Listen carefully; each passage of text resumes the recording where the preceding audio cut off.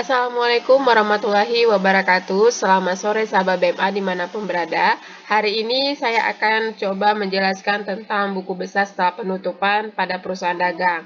Jadi, buku besar setelah penutupan ini bisa kita lakukan setelah kita melakukan yang namanya penyusunan jurnal penutup. Kalau sudah kita lakukan itu, maka kita bisa langsung ke proses berikutnya, yaitu buku besar setelah penutupan.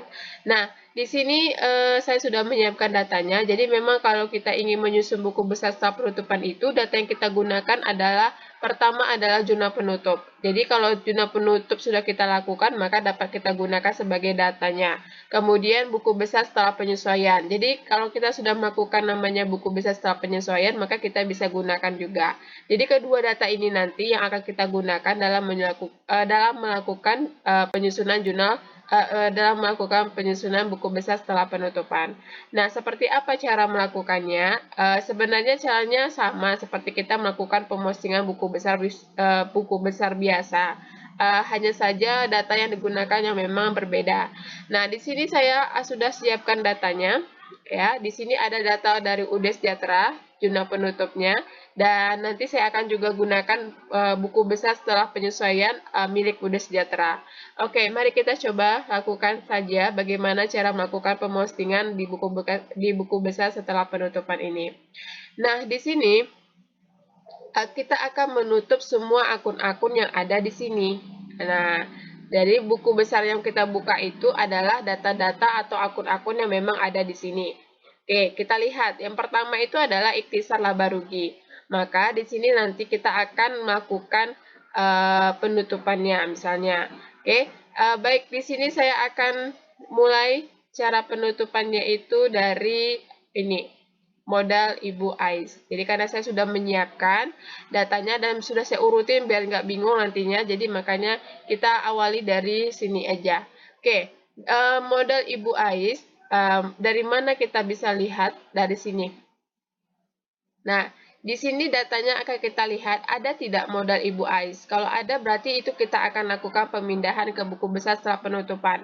Yang pertama itu modal Ibu Ais terletak pada posisi kredit 46 juta sekian.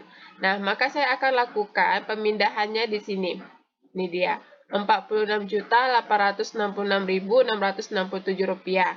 Nah, karena sebelumnya itu posisinya memang berada di kredit, ketika ketemu lagi dengan kredit, maka akan kita tambahkan hasilnya, maka hasilnya sebesar ini.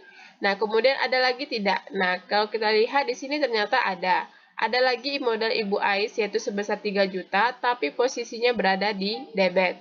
Nah, kemudian kita lakukan pemostingannya di sini, jurnal penutup ya. Jadi keterangannya di sini kita buat dari mana data itu, dan data itu berasal dari jurnal penutup.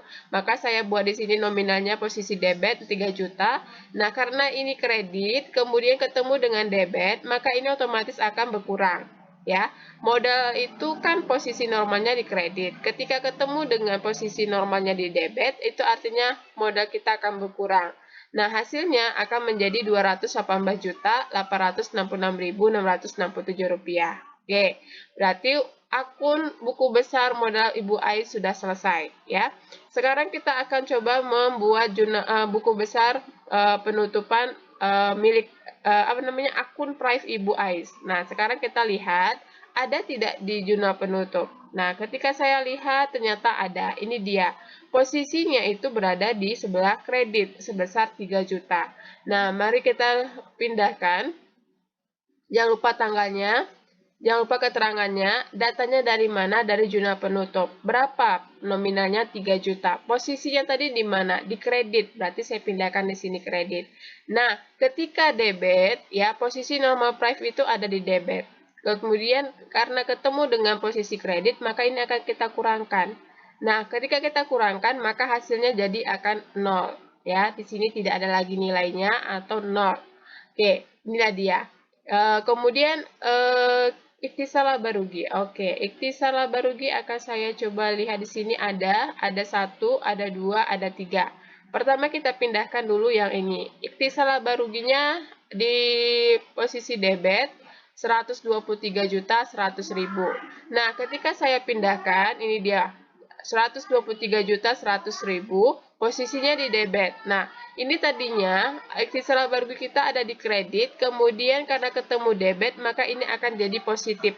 Ya, atau bertambah, jadi akan jadi positif, nominalnya jadinya Rp112.300.000 ya, karena tadi kredit ketemu di debit, maka hasilnya dari Rp112.300.000. Kemudian kira-kira ada lagi tidak? Oh, ada. Ternyata di sini ada ikhtisar laba rugi, tapi posisinya di sebelah kredit, nominalnya 159 juta sekian. Nah, maka saya akan pindahkan di sini. Saya buat keterangannya, data ini berasal dari jurnal penutup, nominalnya di kredit sebesar Rp159.166.667. Nah, ketika tadi saldonya di debit ketemu dengan saldonya di kredit, nah kalau misalnya seperti ini kan posisinya lebih besar di posisi kredit daripada debit, maka nanti saya akan letakkan selisihnya di kredit. Oke, jadi ya letakkan selisihnya di kredit. Nah, kemudian ada lagi satu lagi di sini jurnal penutupnya ada data ikhtisar laba rugi. Ini dia. Ini dia posisinya di debit. Di debit Rp46.866.667.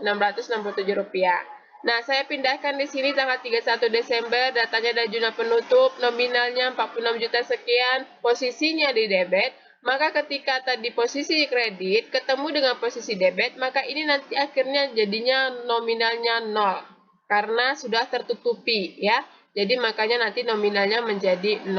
Oke. Kemudian ada penjualan. Penjualan ini dia. Penjualan itu ada sebesar 150 juta, posisinya di debit.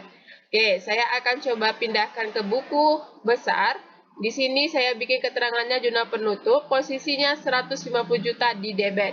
Nah, kalau seperti ini, tadinya di kredit, ketemu dengan debit, maka akhirnya akan berkurang. Dan berkurangnya karena nominalnya sama, ya, jadinya nominalnya jadi 0, ya, jadi 0. Tidak jadi 0, tidak lagi 150 juta. Oke.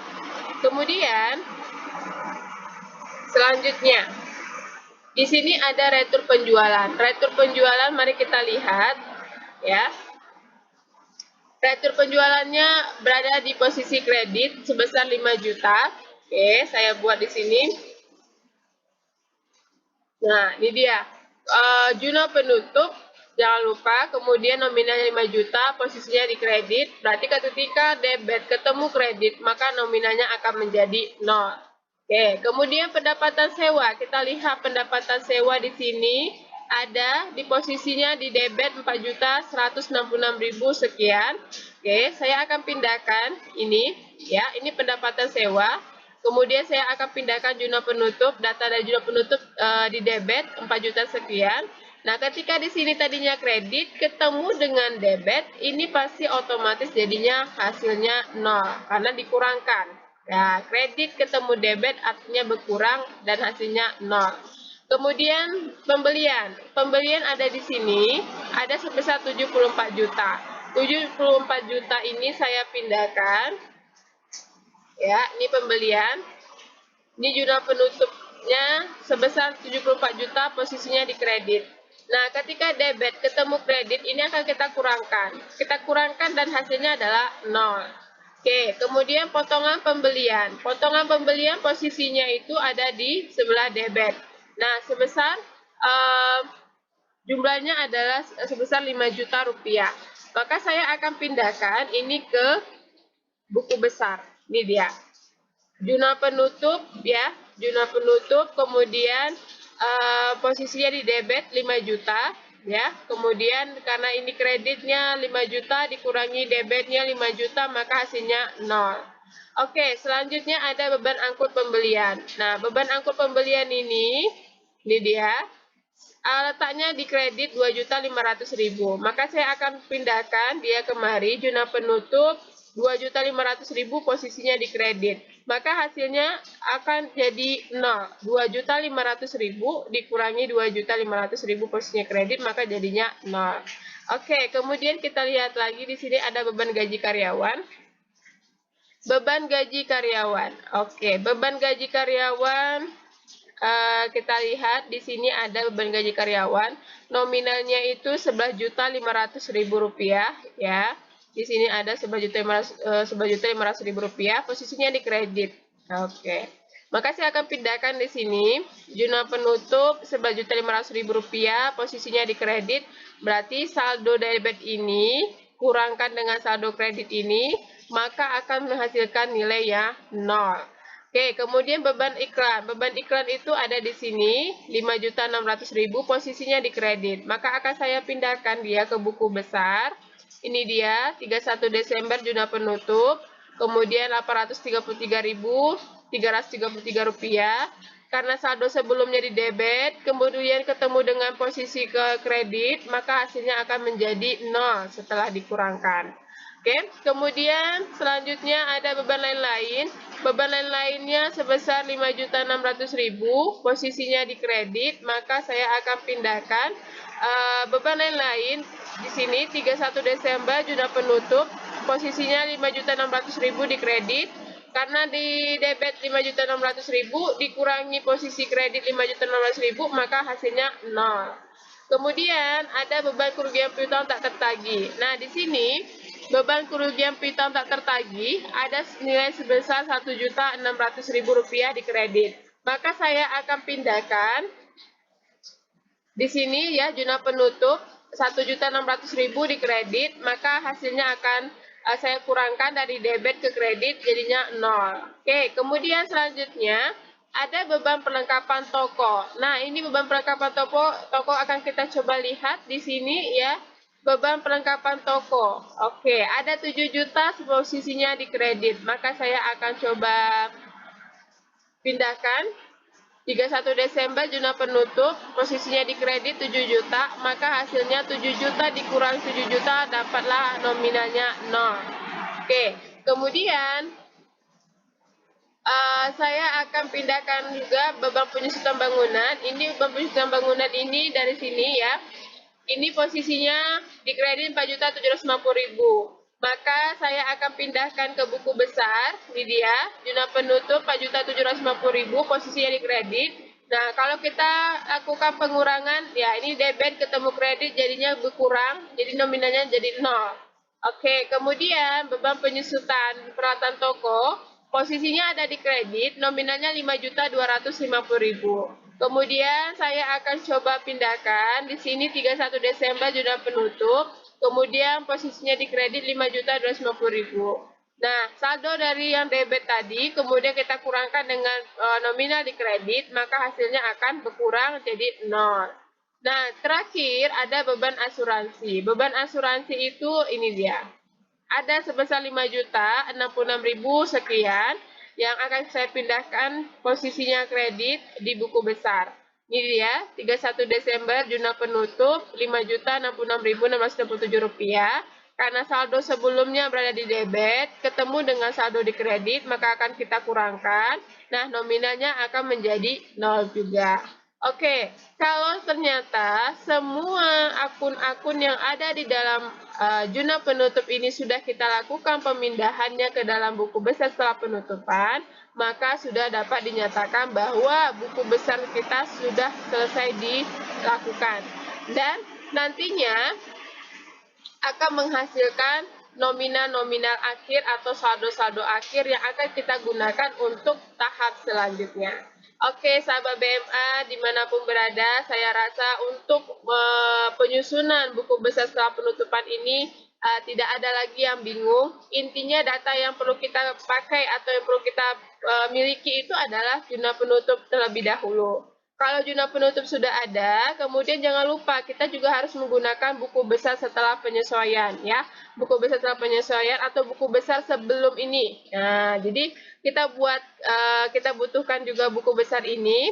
Nah, kemudian seperti ini ya, ada data saldo, ada jurnal penyusuan dan sebagainya. Nah, setelah itu baru kita gabungkan. Nah, kita gabungkan maka nanti akan menghasilkan nominal-nominal akhir yang akan kita gunakan untuk pada tahap selanjutnya.